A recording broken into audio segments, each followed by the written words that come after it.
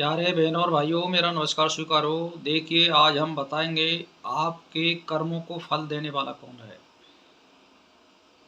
तो देखिए, ब्रह्मसूत्र के अनुसार इसको फल मत उपपत्ति कहते हैं, यानी जीवों के कर्मों का फल इस पर ब्रह्म से ही होता है, क्योंकि ऐसा मानना ही ठीक है। जैसे मान के चलिए कि आप समझिए कि प्रकृति जड़ है, क्या जीवात्मा तथा जीवात्मा अल्पज्ञ है, यानी जितने जीव हैं वो अल्पज्ञ है, वो सर्वज्ञ नहीं है। और अल्पज्ञ शक्ति वाला जीव किसी को फल नहीं दे सकता, यानी वो सबको फल देने में असमर्थ है। और सबके कर्मों को जीवात्मा देख भी नहीं सकता है।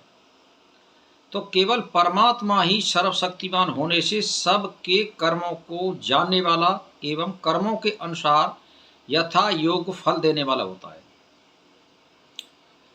तो वह भी भगवान के विधान को लेकर, यानी कहने का मेरा मतलब है कि देवता आदि जो कर्म का फल भोगते हैं उसको भी देने वाला वही परब्रह्म है, यानी देवताओं को फल देने वाला भी परब्रह्म परमात्मा ही है, दूसरा कोई नहीं है।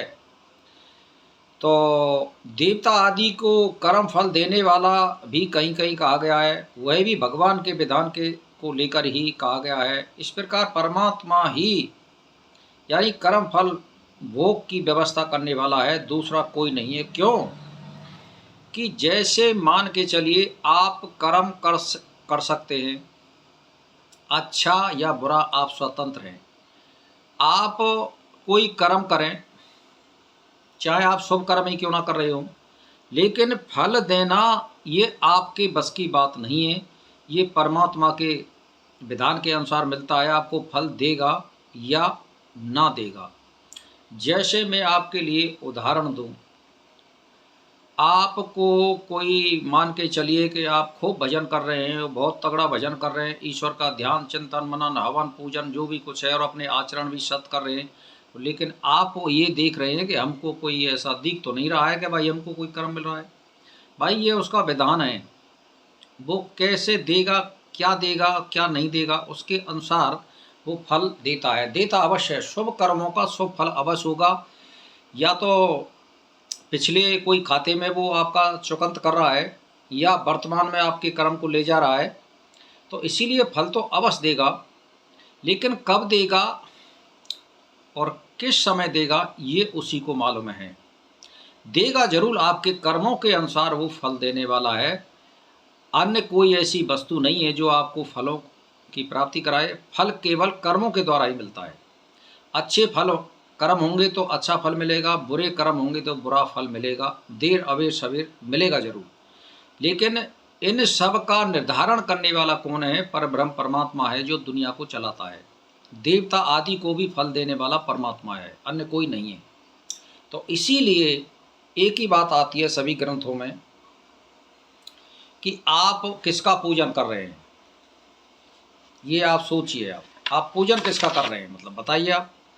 तो अब इसमें यह कह रही है श्रुति कि ऐसा कहा गया है, इसीलिए भी यही मानना ठीक है कि सभी कर्म परमात्मा से ही प्राप्त होते हैं।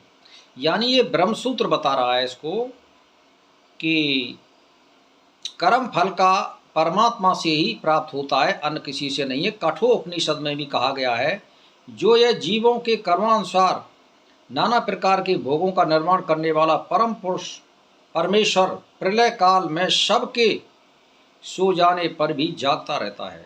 यानी श्वेताश्वर उपनिषद में भी कहा है कि जो नित्य चेतन परमात्मा बहुत से नित्य चेतन आत्माओं के कर्म फल भोगों का विधान करता है। इन वेद वाक्यों से यही सिद्ध होता है कि कर्म फल का विधान करने वाला पर ब्रह्म ही है और कोई शक्ति नहीं है। इसीलिए भाई और बहनों, आप केवल कर्म कर सकते हैं, फल आपके बस की बात नहीं है। मान के चलिए आप खूब बहुत बढ़िया पढ़ाई कर रहे हैं और पढ़ाई में होशियार भी हैं, लेकिन ये ज़रूरी थोड़ी है कि आपकी सरकारी नौकरी लग जाए या आप कोई व्यवसाय कर रहे हैं उसमें सफलता प्राप्त कर जाएं।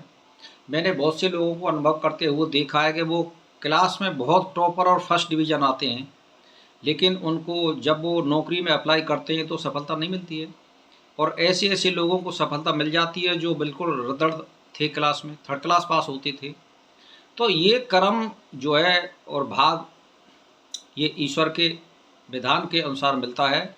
हम कर्म कर सकते हैं और फल देने वाला कोई ईश्वर है। हालांकि वो जैसे मान के चलिए कि आप बहुत शुभ कर्म कर रहे हैं इस जीवन में, तो कोई पिछला बहुत बुरा कर्म आ रहा है आपको फल देने के लिए, तो वो बाधित कर देगा। तो ऐसे कोई फर्क पड़ता है उसके विधान में, वो कर्मों के फल को अवश्य देता है। शुभ कर्मों का फल शुभ फल होगा, अशुभ कर्मों का फल अशुभ होगा, यह निश्चित है। इसीलिए निरंतर शुभ फल करने हेतु प्रयत्नशील रहना चाहिए। तो वीडियो बड़ा हो जाएगा भाइयों और बहनों, इसी के साथ मेरा नमस्कार स्वीकार है।